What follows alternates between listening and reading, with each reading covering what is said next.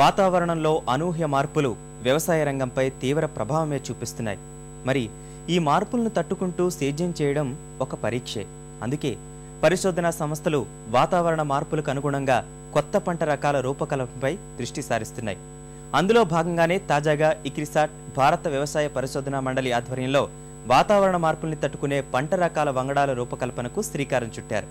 నిక్రా పేరిట ఓ భారీ ప్రాజెక్ట్ చేపట్టారు. వాతావరణ మార్పులకు అనుకూలమైన రకాలు, యాజమాన్య పద్ధతులు తయారు చేయడంతో పాటు కొత్త సాంకేతిక పరిజ్ఞానం, సేద్యపు పద్ధతులు రైతులకు చేరవేయడం నిక్రా ప్రాజెక్ట్ లక్ష్యం. ఇంతకీ ప్రయోగ ఫలితాలు ఎలా ఉంటున్నాయి? భవిష్యత్తులో ఎలాంటి ప్రాజెక్టులు చేపట్టేందుకు సమాయత్తమవుతున్నారు?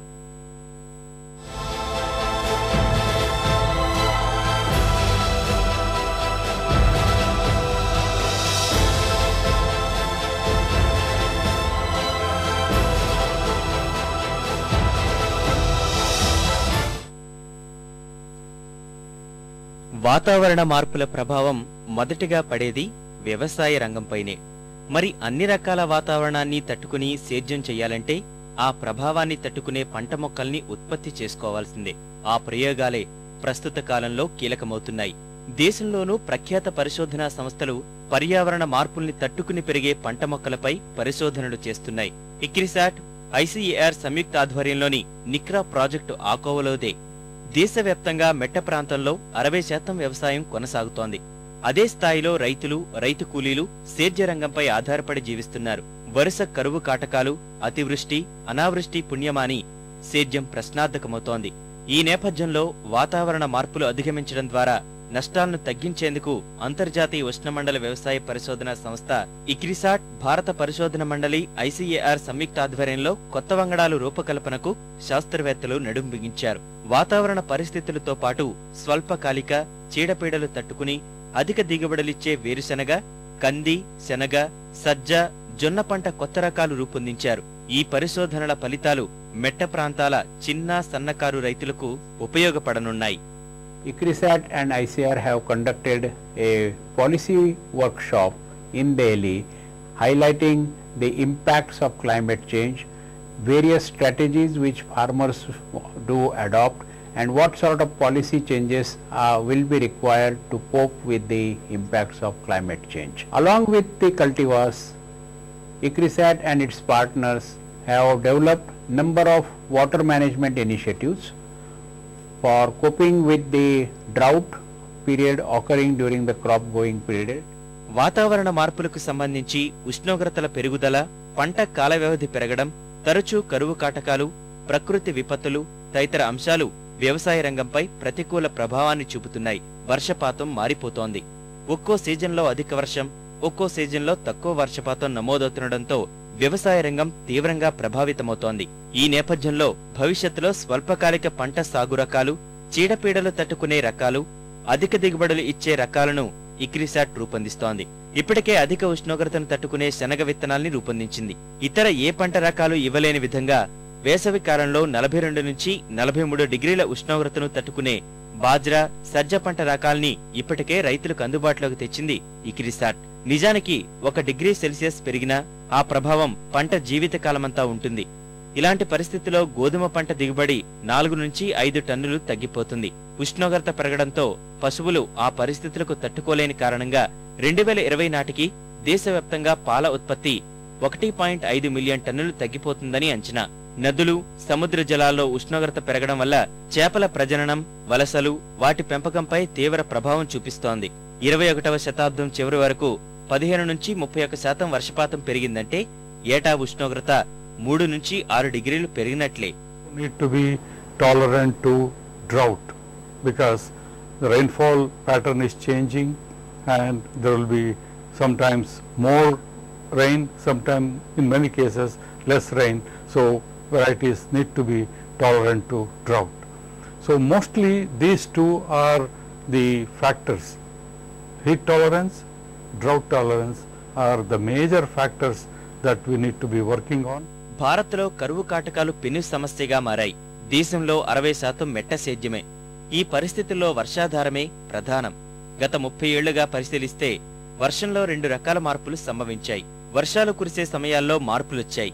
మే 25 నుంచి 30 మధ్యలో రోహిణి కార్తె. ఆ సమయంలో వర్షాలొచ్చేవి, రైతులు విత్తనాలు విత్తుకునేది. ఇప్పుడు ఆ పరిస్థితి లేదు. ఋతుపవనాల రాక ఆలస్యం కావడంతో జూన్ జూలై వరకు వర్షాలు వెళ్లిపోతున్నాయి. పంట నాటుకునే సమయం 2-3 వారాలు ఆలస్యమవుతోంది.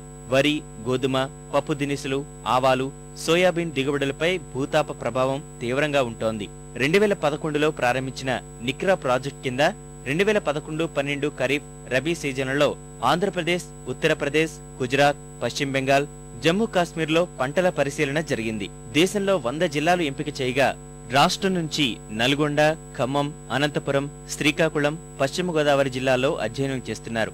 ఆ జిల్లాల పరిధిలో ఒక్కో గ్రామ పంచాయతీలో రైతులతో సమావేశం ఏర్పాటు చేసి ప్రతికూల పరిస్థితుల నుంచి అధిగమించేందుకు ఏం చేయాలన్న అంశంపై చర్చిస్తున్నారు. Technology demonstration on farmers fields అంటే రైతు పొలాల మీద మనకు అందుబాటులో ఉన్న పరిజ్ఞానానికి ఈ వాతావరణ మార్పులు తట్టుకునే యొక్క పరిజ్ఞానాన్ని రైతు పొలాల మీద మనం పరీక్షించడం. దీనికోసం దేశవ్యాప్తంగా దాదాపు 100 జిల్లాలను ఎంపిక చేయడం జరిగిందండి. ఈ 100 జిల్లాలు ఎలా ఎంపిక చేశామంటే, ఏవైతే జిల్లాలు ఎక్కువగా బెట్టకు లోనవుతాయో, ఏవైతే జిల్లాలు ఎక్కువగా సైక్లోన్స్ లోనవుతాయి, ఏవైతే జిల్లాలు ఎక్కువగా వరదకు ముంపుకు గురి అవుతాయో, ఏవైతే జిల్లాలు ఎక్కువగా మనం ఫ్రాస్ట్ అంటాం. ఫ్రాస్ట్ అంటే మంచు కురిసి పంటలు పూర్తిగా దెబ్బతినిపోతాయి. అలానే మనం హీట్ వేవ్ అంటాం. వడగాడుపులు వచ్చినప్పుడు పంట దెబ్బతింటుంది, దాంతోపాటు కోళ్ల పరిశ్రమ, పశు సంపద ఇవన్నీ కూడా దెబ్బతింటాయి. ఇట్లా దీర్ఘకాలిక వాతావరణ సమాచారం ఆధారంగా ఈ 100 జిల్లాల్లో ఇటువంటి వాతావరణ ప్రభావాలు ఎక్కువ ఉంటాయి. వాటిని తీసుకుని ఈ 100 జిల్లాల్లో ఎంపిక చేశాం. దేశవ్యాప్తంగా 2012లో ఇప్పటిదాకా 1,00,000 మంది రైతులను ఈ ప్రాజెక్టులోకి తీసుకురాగలిగారు. రాబోయే రోజుల్లో మరో 200 జిల్లాలు ఎంపిక చేసే అవకాశముంది. ఇక్రిసాట్, ఐసీఏఆర్ ఆధ్వర్యంలో క్రీడా సంస్థ ఎంపిక చేసిన జిల్లాల్లో ప్రతి గ్రామంలో ఒక చిన్న వాతావరణ కేంద్రం ఏర్పాటు చేశారు. కృషి విజ్ఞాన కేంద్రాల్లోనూ ఈ ఏర్పాటు చేశారు. ఉష్ణోగ్రత, గాలి, వడగాలుల ఉధృతి, ఆర్ద్రత ఎంత ఉందో ఎప్పటికప్పుడు నమోదు చేసి రైతులకు తెలియజేస్తుంది. కర్ణాటకలో తక్కువ వర్షపాతం కారణంగా రాగి పంట దెబ్బతిని రైతులు తీవ్రంగా నష్టపోయారు. అయితే వ్యవసాయ విశ్వవిద్యాలయం శాస్త్రవేత్తలు రూపొందించిన విత్తనాలను మళ్లీ అదే సీజన్లో తక్కువ వ్యవధిలో సాగు చేసి అధిక దిగుబడులు సాధించారు. రాబోయే సీజన్లోనూ అవే విత్తనాలు సాగు చేసేందుకు రైతులు సన్నద్ధమవుతున్నారు. ఇంకా జల సంరక్షణ పద్ధతులెన్నో అవలంబించడం ద్వారా ప్రతికూలతల్ని తట్టుకునేందుకు మార్గాన్వేషణ చేస్తున్నారు. పోయినసారి వర్షాలు చాలా తక్కువ వచ్చి రాగి పండించే రైతులు తుమ్కూరు దగ్గర కర్ణాటకలో వాళ్ళు చాలా ఇబ్బంది ఎదురైంది. వాళ్ళు ఏవైతే విత్తనాలు వేశారో అవి అస్సలు రాలేదు.